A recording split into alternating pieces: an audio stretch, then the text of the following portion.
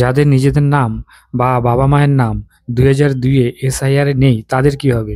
এদের নাম কেন পশ্চিমবঙ্গ বা অন্য কোনো রাজ্যের তালিকায় নেই তা জানতে চাইবেন বিএলও। সন্তোষজনক উত্তর বা নথি দিলে ব্যর্থ হলে এদের নোটিশ দেওয়া হবে।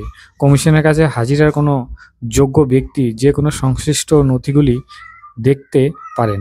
সেগুলি হলো, 1 নম্বর হলো 1 জুলাই 1987 সালের আগে যাদের জন্ম, তাদের জন্মস্থান অথবা জন্মের তারিখ উল্লেখ রয়েছে বক্সে লেখা এমন 12টির মধ্যে একটি শংসাপত্র দিলেই হবেই।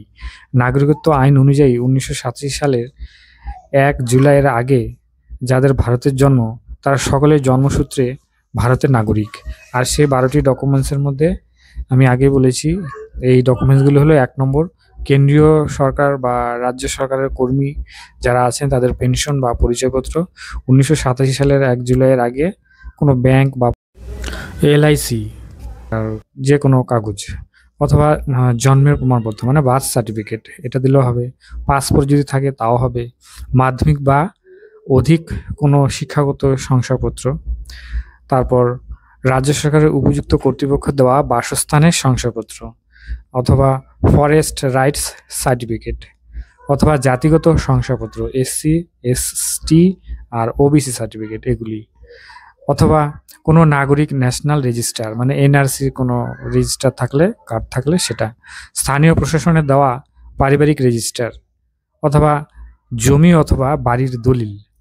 আর আধার কার্ড, এটি নাগরিকত্ব প্রমাণ হিসেবে গৃহীত হবে না, তবুও এটি দিতে হবে। এইটি হলো 11টি ডকুমেন্টস, ঠিক আছে।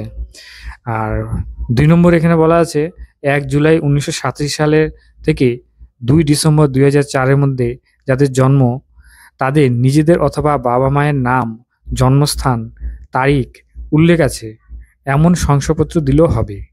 3 নম্বর, যারা 2 ডিসেম্বর 2004-এর পরে জন্মেছেন তাদের নিজেদের পাশাপাশি বাবা অথবা মায়ের জন্ম তারিখ অথবা জন্মস্থানে উল্লেখ রয়েছে এমন একটি শংসাপত্র দিলেও হবে। কোনো ক্ষেত্রে বাবা অথবা মায়ের মধ্যে কেউ যদি ভারতীয় না হন তাহলে সেক্ষেত্রে যিনি ভারতীয় নন তার পাসপোর্টের নথি ও ভিসার নথি সন্তান জন্মকার সময়কার এটা আলাদাভাবে দিতে হবে, ঠিক আছে।